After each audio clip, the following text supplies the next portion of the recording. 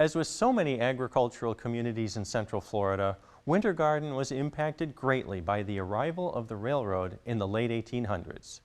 Let's step back in time and discover how the arrival of the railroad shaped Winter Garden's history.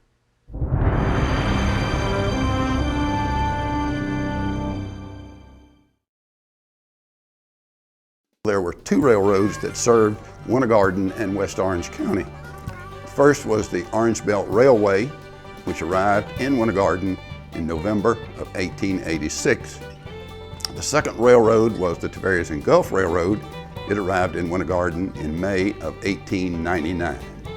The Orange Belt was a narrow gauge railroad, which means that there was 36 inches between the two rails.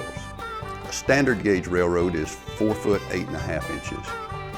The Orange Belt Railway was the longest narrow gauge railway east of the Mississippi River, had a total of 157 miles of track. The Tavares and Gulf Railroad was a record holder, believe it or not, for a short line railroad of only 38 miles of track. In 1905, the T&G held the U.S. record for jumping the track the most times in a single round trip, a total of 9 times. In 1949, the T&G generated more perishable freight per mile of track than any Class I railroad in the U.S. A Class I railroad has thousands of miles of track. T&G had 38. So that was a pretty good accomplishment. And the last thing, the T&G was probably better known by its nickname, the Tug and Grunt. The railroads were important to this area. They brought both freight and passengers here. They exported, at first it was forest products, vegetables. Later it was vegetables and citrus. And then in the later years it was finally citrus was the main commodity that was exported. There were a number of commodities that the railroads brought into the area. Bulk petroleum products, bulk LP gas, materials for the making of cans for concentrate, fertilizer products, building materials, concrete products. Number of those kind of things were brought here for the businesses in Winter Garden and West Orange County. Most of these commodities were for the agricultural industry. This is the original second depot for the Tavares and Gulf Railroad here in Winter Garden. It was constructed in 1913 at a cost of $1,765. It replaced the original depot that was built just east of here in May of 1899.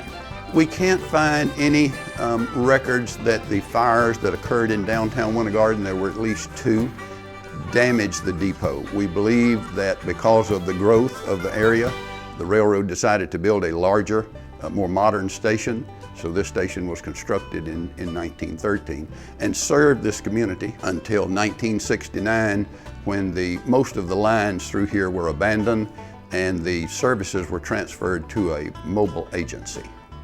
And then the railroad sold this building to the Central Florida chapter of the National Railway Historical Society, which is now the Central Florida Railway Historical Society, in October of 1979 for us to use as a permanent meeting home and a railroad museum.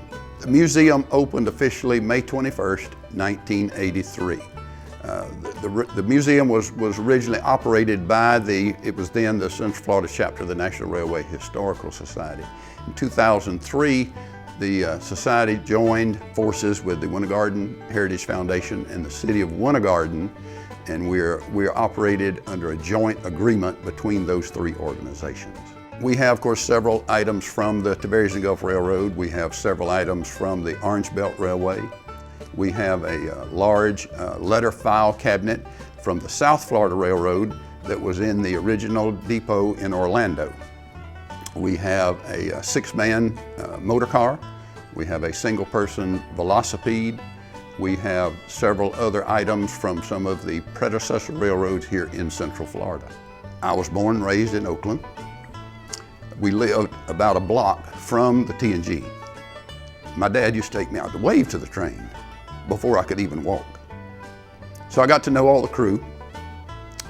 and just developed a love for railroading history and history of West Orange County. Like so many Central Florida agricultural communities, Winter Garden was changed forever with the arrival of the railroad in the late 1800s.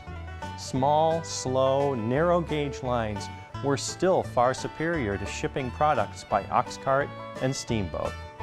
The economic impact of the railroad's arrival helped to shape the modern Winter Garden we know today.